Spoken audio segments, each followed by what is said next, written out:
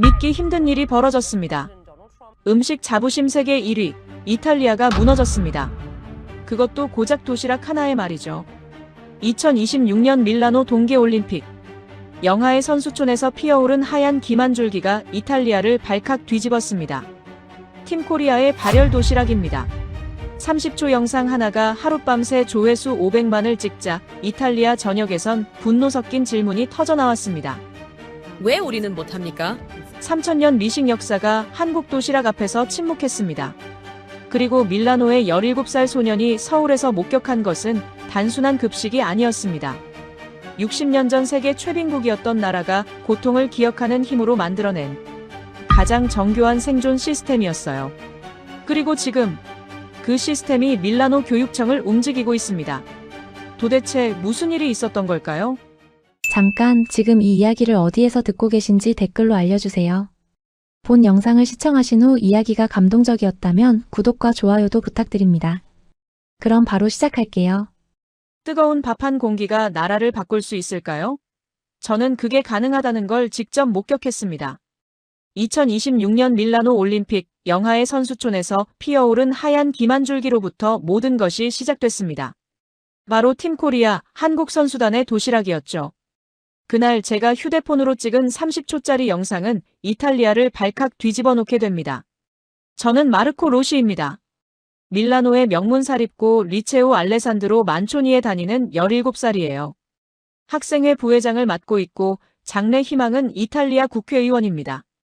한국과의 인연이라면 올림픽 전까지는 솔직히 거의 없었어요.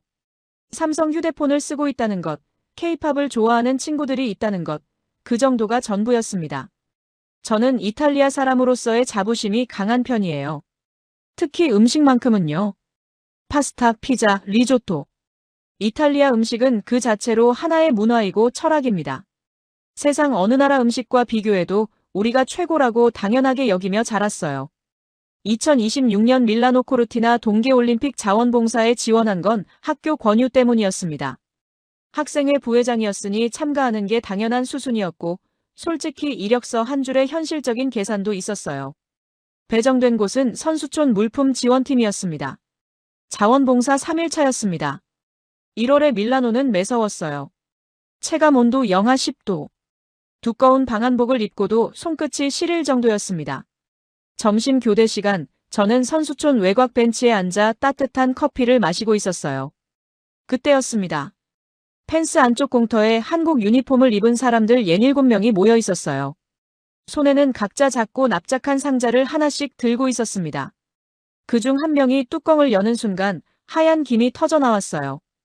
영하의 공기 속으로 뜨거운 수증기가 한꺼번에 뿜어져 나오는 장면이었습니다. 옆에 있던 동료 자원봉사자 루이지가 저를 툭 쳤어요. 마르코, 저거 봐. 저 사람들 뭐 먹는 거야? 연기 나잖아. 나도 몰라. 근데 밥인 것 같은데. 뜨거운 밥. 저는 자리에서 일어나 가까이 다가갔습니다. 상자 안에는 하얀 쌀밥이 담겨 있었어요. 모락모락 김이 올라오는 따뜻한 밥. 그 옆 칸에는 고기와 채소가 가지런히 담겨 있었고 상자 자체에서 열이 나고 있었습니다. 가열장치가 내장된 도시락이었어요. 이탈리아에서 도시락이라고 하면 차가운 파닌이나 식어버린 파스타였습니다. 그런데 이 사람들은 영하의 야외에서 갓 지은 것처럼 따뜻한 밥을 먹고 있었어요. 저는 반사적으로 휴대폰을 꺼내 영상을 찍기 시작했습니다. 별 생각 없이 인스타그램에 올렸어요. 한국 선수단 도시락. 영하에서 뜨거운 밥이라니. 도대체 어떻게 만든 거야? 평소 제 게시물 조회수는 20만 300회가 고작이었습니다. 그런데 그날 저녁 침대에 누워 휴대폰을 켰을 때 손이 떨렸어요. 조회수 80만. 댓글 수천 개. 댓글들을 읽기 시작했습니다. 대부분은 놀라움이었어요. 그런데 그 사이에서 눈에 띄는 댓글들이 있었습니다. 우리 학교 급식은 차가운 포카치아 한쪽이 전부야. 왜 이탈리아 학교는 저런 걸 못해줘? 저걸 보니까 우리 학교 점심이 너무 초라하다. 저도 그랬으니까요. 비싼 학비를 내는 명문 사립학교인데 점심이라고 주는 건 카페테리아 파닌이 한 개였습니다. 5유로짜리. 먹고 싶지 않으면 굶거나 직접 사 먹어야 했어요. 한국 팔로워 몇 명이 댓글로 설명해줬습니다. 발열 도시락이라고 물과 반응하는 발열팩이 내장된 기술이라고 원래 군대와 재난 대응용으로 개발됐다가 일상화된 거라고 했어요. 군대와 재난에서 출발한 기술이 올림픽 선수촌까지. 저는 그 말이 머릿속에서 떠나지 않았습니다. 새벽 사이에 조회수는 200만을 넘었어요. 이탈리아 전역의 반응이 하나같이 같은 방향을 가리키고 있었습니다. 왜 우리는 못하는 거지? 저는 천장을 바라보며 생각했습니다. 이건 그냥 SNS 해프닝으로 끝날 수도 있었어요. 하지만 뭔가 달랐습니다. 한국이라는 나라가 갑자기 다르게 보이기 시작했어요. 뜨거운 밥 한 공기. 그게 시작이었습니다. 다음 날 아침 눈을 떴을 때 첫 번째로 한 일은 휴대폰 확인이었습니다. 조회수 480만. 팔로워는 하룻밤 사이에 3,000명에서 2만 명으로 늘어 있었어요. 손이 또 떨렸습니다. 댓글은 밤새 쏟아졌고 숫자는 여전히 올라가고 있었어요. 처음에는 솔직히 기분이 좋았습니다. 17살 학생이 하룻밤 만에 팔로워 2만 명이 됐으니까요. 하지만 댓글을 읽으면 읽을수록 기분이 묘하게 바뀌기 시작했어요. 사람들이 단순히 도시락에 감탄하는 게 아니었습니다. 이탈리아 학교 급식 이야기로 번지고 있었거든요. 우리의 학교는 점심이 빵 한 조각이야. 20년째 그 모양이야. 이탈리아가 음식 강국이라면서 왜 학교 급식은 후진국 수준이야? 한국은 공립학교 급식이 무료라던데 우리는 왜 못해? 무료라고요? 저는 그 댓글 앞에서 멈췄습니다. 한국 공립학교 급식이 무료라는 말이 사실인지 확인하고 싶었어요. 검색을 시작했습니다. 사실이었습니다. 한국은 2010년대 초반부터 전국 대부분의 공립학교에서 무상급식을 시행하고 있었어요. 밥, 국, 고기, 채소, 김치까지 매일 5가지에서 7가지 반찬이 나오고 비용은 전액 정부와 지자체가 부담한다고 했습니다. 저는 검색을 멈추지 못했어요. 한국 급식 사진들을 찾아봤습니다.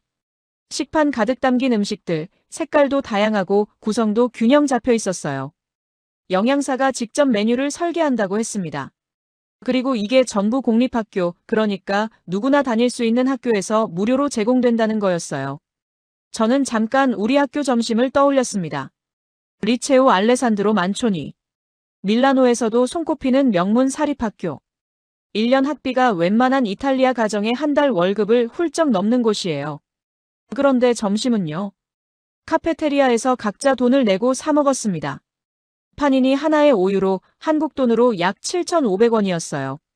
반찬 같은 건 없었습니다. 물도 따로 사야 했어요.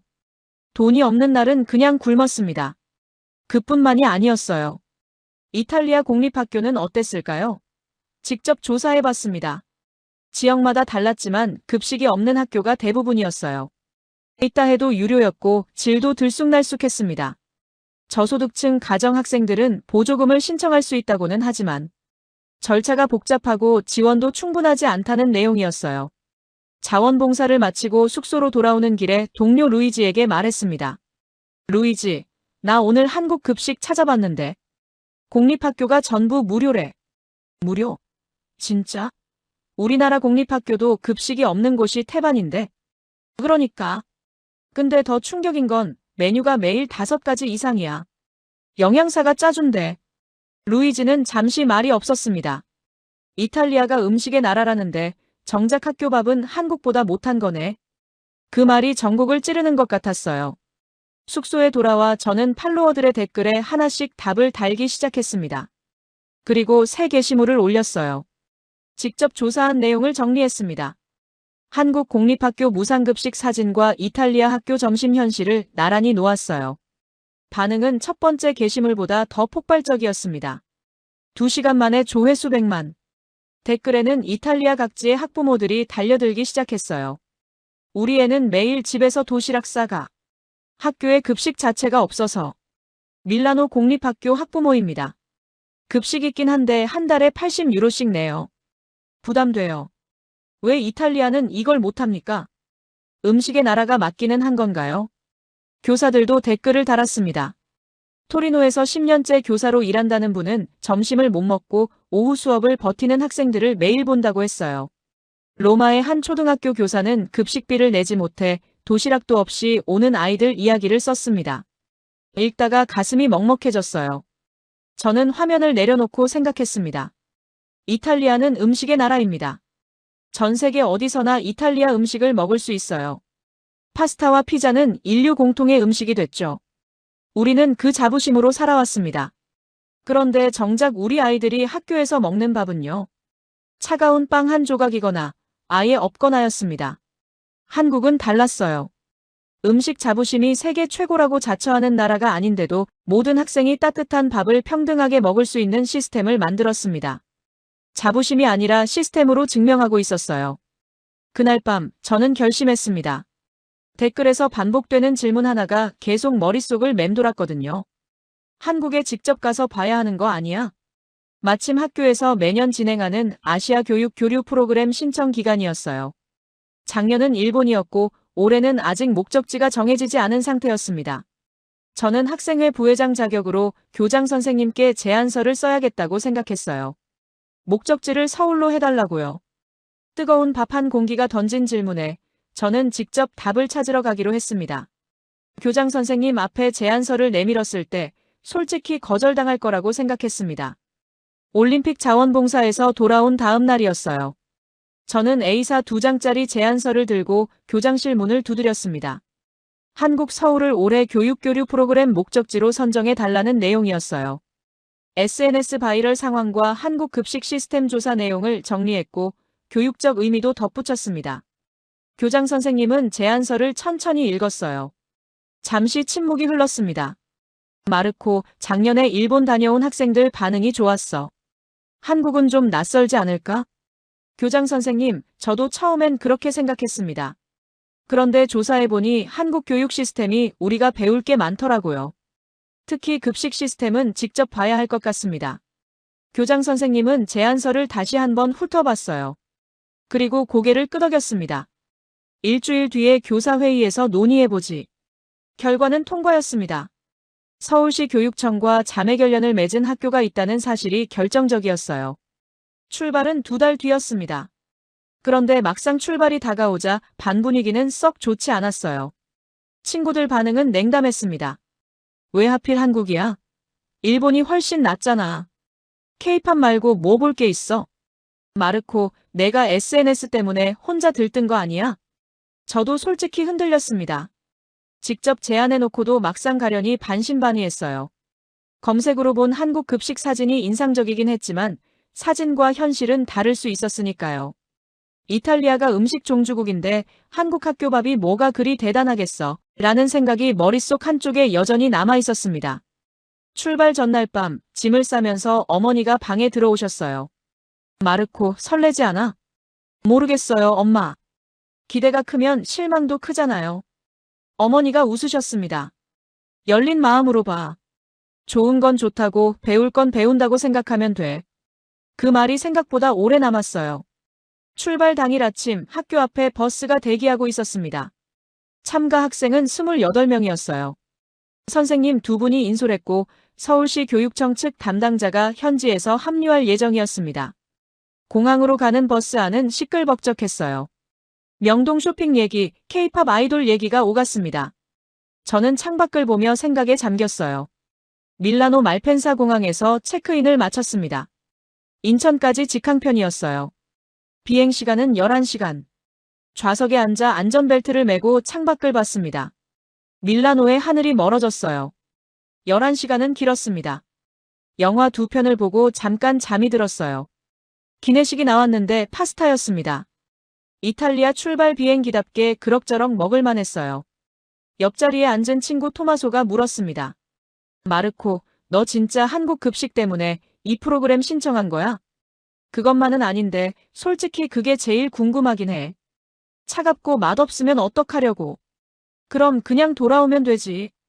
웃고 넘겼지만 속으로는 진짜 그게 걱정됐어요. 기장 안내방송이 들렸습니다.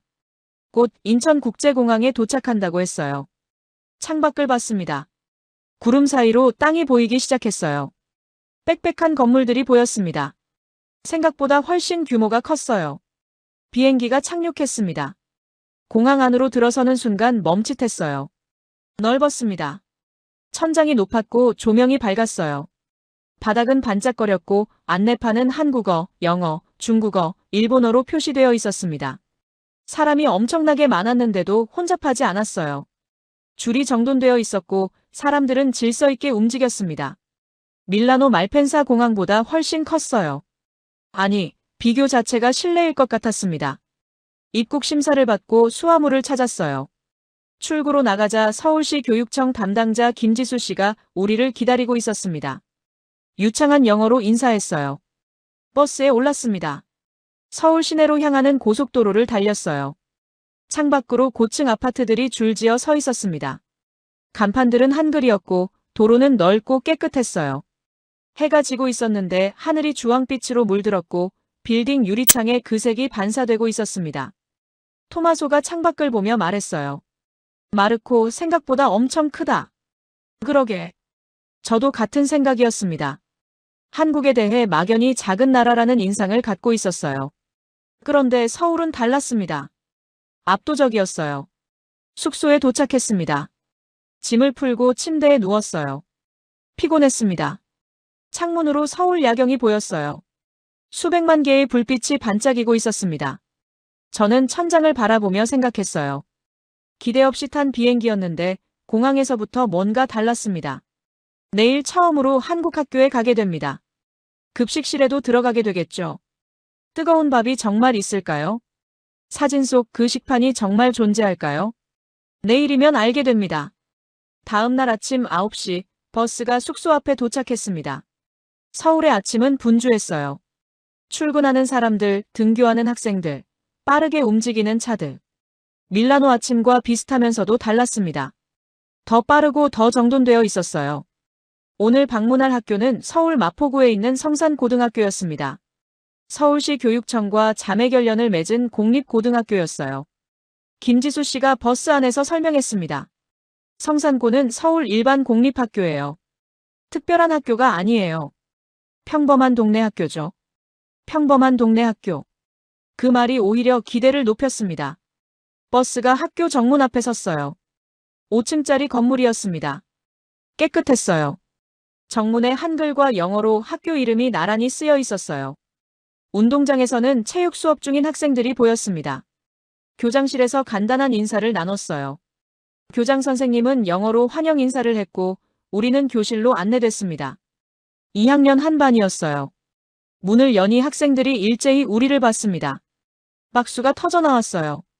저는 교실 뒤편에 앉았습니다. 수업은 수학이었어요. 칠판 대신 전자 화이트보드가 있었고 선생님은 터치로 화면을 넘겼습니다. 학생들은 조용히 필기했어요. 쉬는 시간이 됐습니다. 한 남학생이 먼저 다가왔어요. 또래처럼 보였습니다. 안녕하세요. 저는 김준혁이에요. 이탈리아에서 왔어요? 응, 밀라노에서. 마르코야. 밀라노요? 패션의 도시잖아요. 멋있다. 준혁이가 웃으며 말했어요. 편한 친구 같은 느낌이 들었습니다. 수업이 2교시 더 진행됐습니다. 그리고 종이 울렸어요. 이제 점심시간이에요. 급식실 같이 갈래요? 준혁이의 말에 저는 자리에서 일어났습니다. 드디어였어요. 2달 동안 머릿속에서 그려온 장면이 이제 눈앞에 펼쳐질 참이었습니다. 1층 복도 끝, 큰 문이 보였어요. 문을 열고 들어갔습니다. 넓었습니다. 수백 명이 동시에 식사할 수 있는 공간이었어요. 학생들이 질서 있게 줄을 서고 있었습니다. 저도 줄 끝에 섰어요.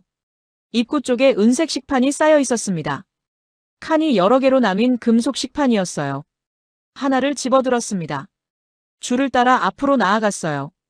배식대가 보였습니다. 첫 번째 칸에 하얀 쌀밥이 담겼어요. 두 번째 칸에는 된장찌개. 세 번째 칸에는 제육볶음. 네 번째 칸에는 시금치나물. 다섯 번째 칸에는 깍두기. 그리고 귤 2쪽이 담겼습니다. 저는 식판을 들고 테이블로 걸어가며 속으로 세어봤어요. 밥, 국, 고기, 채소, 김치, 과일. 6가지였습니다. 자리에 앉았습니다. 토마소가 옆에 앉으며 식판을 내려놓았어요. 마르코, 이거 다 먹는 거야? 그런 것 같은데. 이게 전부 공짜라고. 응. 토마소는 식판을 한참 내려다봤습니다. 말이 없었어요. 준혁이가 맞은편에 앉았어요. 저는 물어봤습니다. 준혁아, 이게 진짜 무료야. 모든 학생이 다 공짜로 먹어. 네, 공립학교는 다 무료예요. 부자 학생이든 가난한 학생이든 똑같이 먹어요. 언제부터요? 제가 태어나기 전부터요. 2010년대 초반부터 서울은 다 무상급식이래요. 저는 주변을 둘러봤습니다. 수백 명의 학생들이 똑같은 식판으로 똑같은 음식을 먹고 있었어요. 교복도 똑같고 식판도 똑같고 음식도 똑같았습니다. 누가 부자 학생인지 가난한 학생인지 전혀 구분이 없었어요. 밀라노에서는 달랐습니다. 학생 식당에서 각자 돈을 내고 사 먹었어요. 비싼 걸 사 먹는 학생과 싸구려 빵 하나로 때우는 학생이 나뉘었습니다. 도시락을 싸오는 학생도 있었고 아예 굶는 학생도 있었어요. 점심시간이 은연중에 집안 형편을 드러내는 시간이었습니다. 숟가락을 들었습니다. 밥을 한 입 떠먹었어요. 따뜻했습니다. 된장찌개를 한 숟가락 떴어요. 짭조름하고 구수한 맛이었습니다. 제육볶음은 달콤하면서 매콤했어요. 시금치나물은 고소했습니다. 다 맛있었어요. 토마소가 제육볶음을 한 입 먹더니 눈을 크게 떴습니다. 마르코, 이거 맛있는데? 진짜로. 준혁이가 웃었어요. 매일 메뉴가 달라요. 영양사 선생님이 직접 짜세요. 영양사가 매일 메뉴를 짠다. 저는 그 말이 마음에 걸렸습니다. 단순히 밥을 주는 게 아니었어요. 영양을 설계하고 있었습니다. 성장기 학생들이 균형 잡힌 식사를 할 수 있도록 누군가 매일 고민하고 있다는 뜻이었어요. 식사를 마치고 식판을 반납했습니다. 분리수거구역이 있었어요. 음식물 쓰레기, 식판, 수저를 각각 분리해서 정리했습니다. 학생들이 줄 서서 차례로 정리하고 나갔어요. 누가 시키지 않아도 자연스럽게 이루어지고 있었습니다. 급식실을 나오며 준혁이가 말했어요. 학생은 다 똑같이 먹어야 하죠. 집이 어떻든 상관없이요. 저는 걸음을 멈췄습니다. 학생은 다 똑같이 먹어야 한다. 단순한 말이었어요. 하지만 그 말 안에 모든 것이 담겨 있었습니다. 이건 급식이 아니었어요. 이건 철학이었습니다. 모든 학생은 평등하게 먹을 권리가 있다는 철학. 그리고 그 철학을 시스템으로 만들어낸 나라. 저는 휴대폰을 꺼냈어요. 식판 사진을 찍었습니다. 6가지 음식이 담긴 식판, 그리고 수백 명이 똑같이 먹고 있는 급식실 풍경을요. 인스타그램에 올리며 짧게 썼어요. 한국 공립학교 급식. 밥, 국, 고기, 채소, 김치, 과일. 전부 무료. 모든 학생이 똑같이 먹는다. 이탈리아 명문 사립학교 다니는 나보다 잘 먹는다. 게시물을 올리고 나서 다시 식판을 봤습니다. 그리고 밀라노의 카페테리아 판인이 5유로짜리를 떠올렸어요. 이건 음식의 문제가 아니었습니다. 이건 어떤 나라를 만들 것이냐의 문제였어요. 급식실에서 받은 충격이 채 가시기도 전이었습니다. 다음 날은 서울 시내 탐방 일정이었어요. 김지수 씨가 아침부터 우리를 지하철역으로 데려갔습니다. 오늘은 대중교통으로만 이동할 거라고 했어요. 저는 속으로 생각했습니다. 지하철이야 밀라노에도 있지. 뭐가 다르겠어. 달랐습니다. 계단을 내려가는 순간부터 달랐어요. 깨끗했습니다. 밀라노 지하철은 낡고 어두웠어요. 벽에 낙서가 있었고 바닥은 늘 지저분했습니다. 냄새도 났어요. 그런데 서울 지하철역은 달랐어요. 바닥이 반짝거렸고 천장 조명이 밝았습니다. 공기도 깨끗했어요. 개찰구를 지나 플랫폼으로 내려갔습니다. 그리고 또 멈췄어요. 승강장과 선로 사이에 투명한 유리벽이 설치되어 있었습니다. 안전문이었어요. 김지수 씨가 설명했어요. 사람이 선로에 떨어지는 사고를 막는 장치예요. 서울 지하철 전 노선에 설치되어 있어요. 토마소가 물었습니다. 밀라노 지하철에는 없는데. 왜 없을까? 글쎄. 비용 문제겠지. 저는 짧게 대답했지만 속으로는 씁쓸했습니다. 비용 문제라는 말이 너무 익숙한 변명처럼 들렸거든요. 전광판에 열차 도착 시간이 표시됐습니다. 3분. 정확히 3분 후에 열차가 들어왔어요. 문이 열렸습니다. 사람들이 내리고 우리가 탔어요. 내부는 더 깔끔했습니다. 좌석이 편안했고 손잡이가 곳곳에 있었어요. 전광판에는 다음 역 이름이 한국어와 영어로 동시에 표시됐습니다. 열차가 출발했어요. 부드러웠습니다. 소음도 거의 없었어요. 밀라노 지하철은 달랐습니다. 덜컹거렸고 시끄러웠어요. 5분 후라고 표시되면 8분을 기다리는 게 예사였습니다. 그런데 서울은 3분이라고 하면 3분 후에 정확히 왔어요. 강남역에서 내렸습니다. 규모에 압도됐어요. 통로가 여러 갈래로 나뉘었고 사람들로 붐볐지만 혼잡하지 않았습니다. 표지판이 명확했고 동선이 자연스럽게 유도됐어요. 지상으로 올라왔습니다. 강남 거리가 펼쳐졌어요. 높은 빌딩들, 거대한 전광판들, 그리고 깨끗한 인도. 쓰레기가 거의 보이지 않았어요. 밀라노 다운타운은 담배꽁초와 쓰레기가 인도 곳곳에 있었는데요. 저는 이상한 느낌이 들었습니다. 안전했어요. 여학생들이 혼자 이어폰을 끼고 휴대폰을 보며 걸어 다녔습니다. 주변을 전혀 의식하지 않는 모습이었어요. 밀라노에서는 보기 힘든 광경이었습니다. 특히 밤에는요. 카페에 들어갔습니다. 아메리카노 한 잔에 4,500원이었어요. 약 3유로 정도였습니다. 밀라노 카페에서 에스프레소 한 잔이 2유로였는데 아메리카노는 4유로가 넘었거든요. 비슷하거나 오히려 더 저렴했어요. 자리에 앉자 직원이 물을 가져다 줬습니다. 그냥 무료로요. 토마소가 눈을 동그랗게 떴어요. 물이 공짜야? 밀라노에서는 생수 사야 하는데. 그러게. 여기는 그냥 주네. 작은 차이였지만 의미 있게 느껴졌습니다. 휴대폰을 꺼냈어요. 지도를 열려고 했는데 와이파이가 잡혀 있었습니다. 확인해보니 서울 공공 와이파이였어요. 데이터를 쓰지 않고도 인터넷이 됐습니다. 김지수 씨가 말했어요. 서울시에서 제공하는 무료 와이파이예요. 지하철역, 버스 정류장, 공원, 거리 어디서든 터져요. 정부가 와이파이를 무료로 제공해요? 네. 인터넷은 기본 권리라고 생각하거든요. 누구나 접근할 수 있어야 한다고요. 인터넷은 기본 권리. 그 말이 머릿속에 박혔습니다. 밀라노에서 데이터 요금은 비쌌어요. 넉넉한 요금제가 한 달에 30유로가 넘었습니다. 공공 와이파이는 도서관이나 일부 카페에만 있었어요. 거리에서는 데이터를 써야 했죠. 그런데 서울은 어디서나 무료였습니다. 점심은 한 분식집에서 먹었어요. 떡볶이와 순대였습니다. 2인분에 10,000원이 채 안 됐어요. 밀라노에서 간단한 점심이 최소 10유로였는데 여기는 절반도 안 됐습니다. 그리고 역시 반찬이 나왔어요. 단무지와 어묵이었는데 리필도 됐습니다. 오후에 홍대로 갔습니다. 젊은 사람들이 많았어요. 거리 곳곳에 카페와 가게들이 있었습니다. 한 치킨집 앞을 지나는데 입구에 키오스크가 2대 있었어요. 터치스크린으로 주문하는 기계였습니다. 한 대는 한국어, 다른 한 대는 영어와 중국어를 지원했어요. 들어가 봤습니다. 영어 화면을 선택했어요. 메뉴 사진과 설명이 나왔습니다. 천천히 고를 수 있었어요. 직원과 말하지 않아도 됐습니다. 결제까지 화면 하나로 끝났어요. 토마소가 말했습니다. 이거 편하다. 영어 서툰 사람도 주문할 수 있겠는데. 맞아. 언어 장벽이 없어지는 거잖아. 저는 그 말이 중요하게 느껴졌습니다. 키오스크는 단순한 편의 장치가 아니었어요. 언어가 달라도 주문이 서툴러도 누구나 쉽게 이용할 수 있는 시스템이었습니다. 평등을 기술로 만든 거였어요.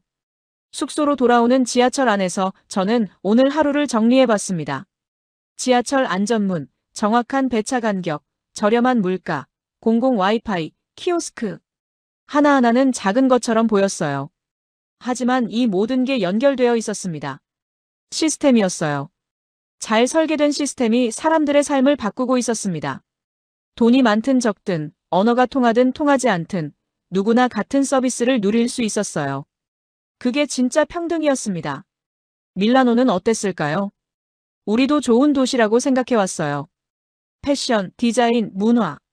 자부심이 있었습니다. 하지만 시스템의 효율만큼은 솔직히 인정해야 했어요. 저는 인스타그램에 오늘 찍은 사진들을 올렸습니다. 안전문, 전광판, 키오스크, 공공 와이파이 화면. 짧게 썼어요. 한국은 시스템으로 평등을 만든다. 지하철도 와이파이도 키오스크도. 돈이 있든 없든 말이 통하든 안 통하든 누구나 똑같이 이용할 수 있다. 이게 선진국 아닐까? 댓글이 쏟아지기 시작했습니다. 조회수는 빠르게 올라갔어요. 내일은 또 어떤 시스템을 보게 될까요? 저는 눈을 감았습니다. 서울이 조금씩 다르게 보이기 시작하고 있었어요. 사흘째 저녁이었습니다. 숙소로 돌아오는 길에 토마소가 발을 헛디뎠어요. 계단을 내려오다 균형을 잃은 거였습니다. 순식간에 일어난 일이었어요. 토마소는 그 자리에 주저앉아 발목을 감싸 쥐었습니다. 토마소, 괜찮아? 아니, 발목이 이상해. 많이 아파. 발목이 눈에 띄게 부어오르고 있었어요. 김지수 씨가 바로 나섰습니다. 근처 정형외과로 바로 갈게요. 병원이요. 저는 솔직히 걱정이 됐습니다. 낯선 나라에서 병원을 간다는 게 여간 불안한 일이 아니었거든요. 언어도 다르고 시스템도 달랐어요. 밀라노에서 응급실을 갔다 하면 최소 서너 시간은 기다려야 했습니다. 한 번은 친구가 손목을 다쳐서 응급실에 갔는데 엑스레이 결과를 받기까지 5시간이 걸렸어요. 그게 당연한 줄 알았습니다. 택시를 잡았어요. 5분도 안 돼서 병원 앞에 도착했습니다. 2층짜리 작은 정형외과였어요. 간판에 영어 표기도 있었습니다. 안으로 들어갔어요. 접수대에서 간호사가 우리를 봤습니다. 김지수 씨가 한국어로 설명했어요. 간호사는 고개를 끄덕이더니 영어로 물었습니다. 발목을 다치셨어요? 언제 다쳤어요? 30분 전쯤이요. 계단에서 삐끗했어요. 잠깐만 기다려주세요. 저는 대기실 의자에 앉았습니다. 시계를 봤어요. 오후 6시 23분이었습니다. 대기실은 깨끗했어요. 잡지가 놓여 있었고 물 정수기도 있었습니다. 다른 환자가 2명 있었어요. 5분이 지났습니다. 간호사가 나왔어요. 들어오세요. 5분이었습니다. 고작 5분. 진료실로 들어갔어요. 의사가 영어로 인사했습니다. 40대로 보이는 남성이었어요. 어떻게 다치셨어요? 토마소가 설명했습니다. 의사는 발목을 살펴봤어요. 조심스럽게 눌러보고 움직여봤습니다. 엑스레이 찍어봐야겠어요. 골절인지 확인해야 하거든요. 토마소는 휠체어에 앉아 방사선실로 갔어요. 저는 밖에서 기다렸습니다. 10분 후 토마소가 돌아왔어요. 의사가 엑스레이 사진을 화면에 띄웠습니다. 다행히 골절은 아니에요. 인대가 늘어난 거예요. 2주 정도 조심하면 돼요. 의사는 처방전을 썼습니다. 소염제와 파스, 그리고 발목 보호대였어요. 1층 약국에서 약을 받았습니다. 계산을 했어요. 32,000원이었습니다. 저는 영수증을 보며 멍했어요. 김지수 씨가 확인해줬습니다. 맞아요.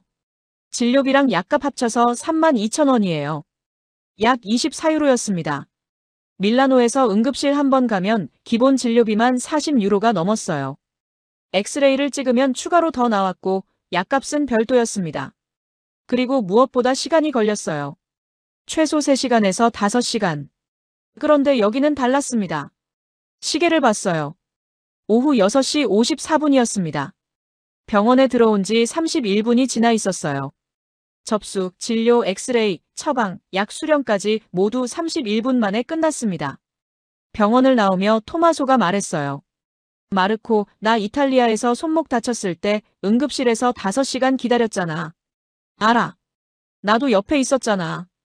근데 여기는 30분이야. 그것도 엑스레이까지 찍고. 저는 고개를 끄덕였습니다. 할 말이 없었어요. 숙소로 돌아와 침대에 누웠습니다. 영수증 사진을 찍었어요. 32,000원. 그리고 인스타그램에 올렸습니다. 친구가 발목을 다쳐서 한국 병원에 갔다. 접수부터 엑스레이, 약 수령까지 31분. 비용은 32,000원, 약 24유로. 밀라노 응급실 평균 대기 시간은 4시간이다. 무료지만 4시간, 유료지만 31분. 어느 쪽이 진짜 복지일까? 댓글이 폭발했습니다. 이번에는 이탈리아 의료 종사자들도 달려들었어요. 저는 밀라노 종합병원 간호사입니다. 매일 환자들이 지쳐서 돌아가는 걸 봐요. 시스템이 바뀌어야 합니다. 로마 응급실 의사입니다. 한국 의료 시스템을 연구해야 합니다. 저는 화면을 보며 생각했습니다. 이탈리아는 무상 의료 국가였어요. 돈이 없어도 치료받을 수 있다는 건 분명히 중요한 가치였습니다. 저도 그걸 자랑스럽게 여겼어요.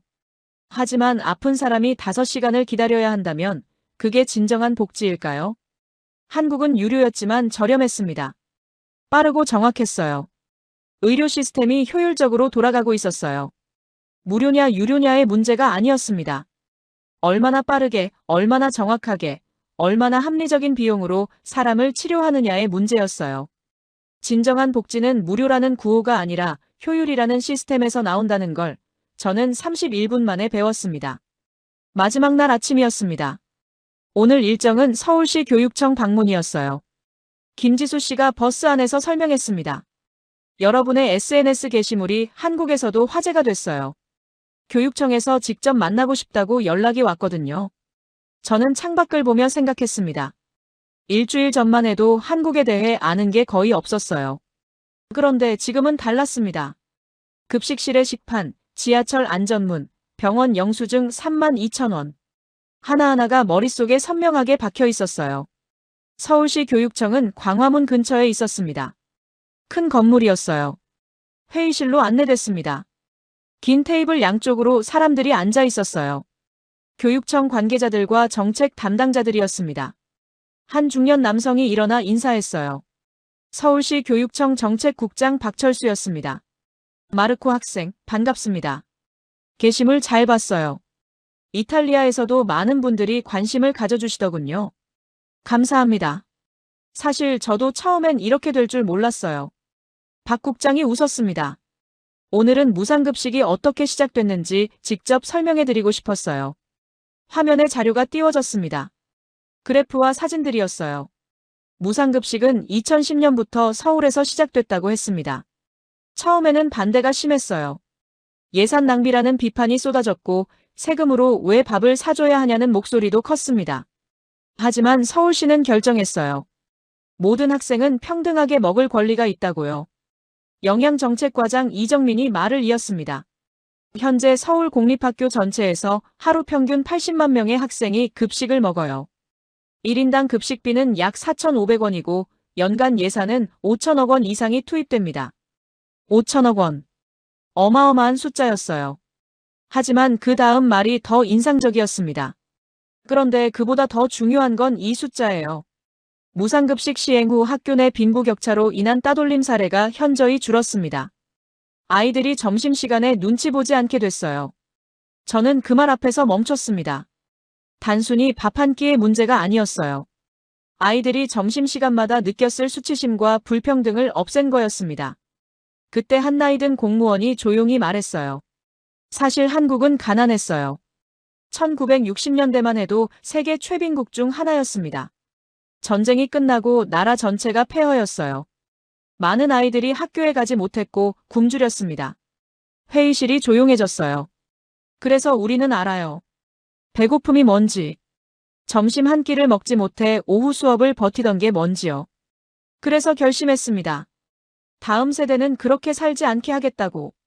모든 아이는 배불리 먹고 공부할 권리가 있다고요. 저는 눈이 뜨거워졌습니다. 이탈리아는 풍요로운 나라였어요. 오랫동안 유럽의 중심이었고 음식 문화만큼은 세계 최고라고 자부했습니다. 그런데 정작 학교에서 아이들이 평등하게 밥을 먹을 수 있는 시스템은 없었어요. 반면 한국은 불과 60년 전까지 굶주리던 나라였습니다. 그 고통을 기억했기에 시스템을 만들었어요. 과거의 아픔이 현재의 철학이 된 거였습니다. 회의가 끝나고 박 국장이 저에게 다가왔습니다. 마르코 학생, 이탈리아로 돌아가면 뭘 하고 싶어요? 저는 잠깐 생각했습니다. 싸울 것 같아요. 우리 학교부터 바꿔보려고요. 박 국장이 고개를 끄덕였습니다. 변화는 항상 한 사람의 질문에서 시작돼요. 교육청을 나왔습니다. 광화문 광장이 보였어요. 넓었습니다. 이순신 장군 동상이 서 있었고 그 뒤로 경복궁이 보였습니다. 600년 된 궁궐과 현대적인 빌딩이 나란히 서 있었어요. 전통과 현재가 공존하는 풍경이었습니다. 저는 그 자리에서 휴대폰을 꺼냈어요. 마지막 게시물을 올렸습니다. 한국은 60년 전 세계 최빈국이었다. 굶주렸던 나라가 지금은 모든 학생에게 무료로 따뜻한 밥을 준다. 과거의 고통을 기억했기에 시스템을 만들었다. 이탈리아는 음식의 나라라고 한다. 그런데 우리 아이들은 학교에서 평등하게 밥을 먹고 있는가? 나는 내일 밀라노로 돌아간다. 그리고 싸울 것이다. 게시물을 올리고 나서 광화문을 바라봤습니다. 뜨거운 밥 한 공기에서 시작된 일주일이었어요. 그런데 이제 저는 알고 있었습니다. 이건 도시락 이야기가 아니었어요. 이건 어떤 나라를 만들 것이냐는 이야기였습니다. 배고팠던 나라가 선택한 철학이 시스템이 됐고 그 시스템이 매일 80만 명의 아이들을 평등하게 먹이고 있었어요. 나는 무엇을 선택할 것인가? 답은 이미 나와 있었습니다. 밀라노로 돌아오는 비행기 아니었습니다. 11시간 비행 내내 저는 잠을 자지 못했어요. 노트에 뭔가를 계속 써내려갔습니다. 한국에서 본 것들, 들은 것들, 느낀 것들을 정리했어요. 급식실의 식판, 지하철 안전문, 병원 영수증 32,000원, 그리고 박 국장이 마지막으로 건넨 말까지. 변화는 항상 한 사람의 질문에서 시작돼요. 토마소가 옆에서 발목 보호대를 만지작거리며 말했습니다. 마르코, 밀라노 돌아가면 뭐 할 거야? 일단 교장 선생님부터 만나야지. 학교 급식 바꾸려고. 바꿔야지. 안 바뀌면 계속 두드리는 거고. 토마소가 피식 웃었어요. 너 진짜 국회의원 되겠다. 웃어넘겼지만 진심이었습니다. 밀라노에 도착했어요. 공항을 나서는 순간 차가운 공기가 얼굴을 쳤습니다. 익숙한 밀라노의 냄새였어요. 하지만 일주일 전과는 다른 눈으로 보이기 시작했습니다. 지하철역으로 내려가는 계단, 낡은 벽, 어두운 조명. 전과는 당연하게 여겼던 것들이 이제는 다르게 보였어요. 집에 돌아와 짐을 풀었습니다. 어머니가 저녁을 차려주셨어요. 파스타였습니다. 맛있었어요. 하지만 머릿속은 이미 다음 계획으로 가득 차 있었습니다. 다음 날부터 움직였어요. 먼저 학교 학생회 회의를 소집했습니다. 한국에서 찍은 사진과 영상을 보여줬어요. 급식실, 식판, 무상급식 역사까지 정리해서 발표했습니다. 처음에는 반응이 미지근했어요. 마르코, 우리 학교가 사립학교잖아. 공립학교 얘기를 왜 해? 사립학교 학생들만 우리나라 학생이야? 공립학교 다니는 애들은 달라. 말문이 막혔는지 반론이 없었습니다. 저는 계속했어요. 학생회 차원에서 서명운동을 시작하자고 제안했습니다. 우리 학교뿐 아니라 밀라노 전체 학교를 대상으로요. 목표는 밀라노 교육청에 공식 청원서를 제출하는 거였어요. 서명운동은 예상보다 빠르게 퍼졌습니다. 2주 만에 밀라노 시내 고등학교 학생 3,000명의 서명을 받았어요. SNS가 다시 힘을 발휘했습니다. 제 계정 팔로워는 어느새 15만 명을 넘어 있었거든요. 게시물 하나를 올리면 수천 개의 댓글이 달렸고 다른 학교 학생들이 자발적으로 서명 링크를 퍼뜨렸어요. 언론이 움직이기 시작했습니다. 밀라노 지역 신문이 먼저 보도했어요. 17살 학생이 한국 올림픽 도시락 하나로 이탈리아 교육 논쟁에 불을 지폈다는 내용이었습니다. 그 다음 주에는 IAI 이탈리아 국영방송에서 인터뷰 요청이 왔어요. 카메라 앞에 섰습니다. 긴장됐어요. 하지만 할 말은 명확했습니다. 저는 한국에서 배웠습니다. 복지는 구호가 아니라 시스템이라는 걸요. 이탈리아는 음식의 나라라고 합니다. 그런데 우리 아이들은 학교에서 평등하게 밥을 먹지 못하고 있어요. 이건 바뀌어야 합니다. 방송이 나간 다음 날 서명은 하루 만에 2만 개가 추가됐습니다. 정치권도 반응했어요. 야당 의원 한 명이 학교 급식 의무화 법안을 발의하겠다고 발표했습니다. 여당은 예산 문제를 들어 신중론을 폈어요. 하지만 여론은 이미 기울고 있었습니다.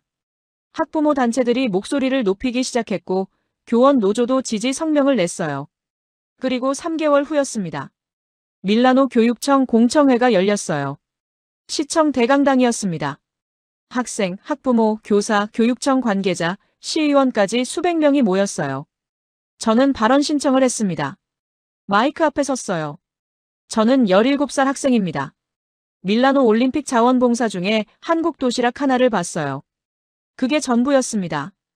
하지만 그 하나가 저를 서울로 이끌었고 서울에서 본 것들이 저를 이 자리에 세웠습니다. 잠시 숨을 고르고 계속했어요. 한국은 60년 전 세계 최빈국이었습니다. 굶주렸던 나라였어요. 그 고통을 기억하기에 시스템을 만들었습니다. 모든 학생이 평등하게 밥을 먹을 수 있는 시스템을요. 이탈리아는 어떻습니까? 우리는 음식의 나라라고 합니다. 그런데 지금 이 순간에도 점심을 굶고 오후 수업을 버티는 아이들이 있습니다. 이건 예산의 문제가 아닙니다. 우선순위의 문제입니다. 우리가 아이들을 우선으로 둔다면 할 수 있습니다. 박수가 터졌습니다. 사람들이 일어섰어요. 공청회가 끝나고 집으로 돌아왔습니다. 휴대폰을 켰어요. 뉴스 알림이 떴습니다. 밀라노 교육청, 학교 급식 개선 시범 사업 검토 착수. 저는 화면을 보며 눈시울이 붉어졌습니다. 시작이었어요. 작은 시작이었지만 분명한 변화였습니다. 창밖을 봤습니다. 밀라노의 밤이 보였어요. 6개월 전 영하의 선수촌에서 피어오르던 하얀 김이 떠올랐습니다. 팀 코리아의 발열 도시락. 그 30초짜리 영상이 여기까지 왔어요. 뜨거운 밥 한 공기가 나라를 바꿀 수 있냐고요? 저는 이제 확신합니다. 바꿀 수 있습니다. 그리고 그 변화는 지금 시작되고 있어요.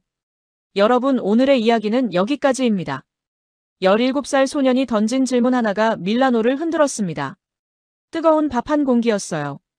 차가운 올림픽 현장에서 피어오른 하얀 김 한 줄기가 이탈리아 음식의 자존심을 건드렸고 한 나라의 교육 정책을 바꾸기 시작했습니다. 변화는 거창한 곳에서 오지 않습니다. 영하의 날씨 속 도시락 뚜껑이 열리는 순간처럼 아주 작고 뜨거운 곳에서 시작됩니다. 구독과 좋아요로 응원해주시면 더 감동적인 이야기로 찾아뵙겠습니다. 오늘도 여러분 모두 따뜻하고 건강한 하루 보내시길 바랍니다. 긴 영상 끝까지 시청해주셔서 감사합니다.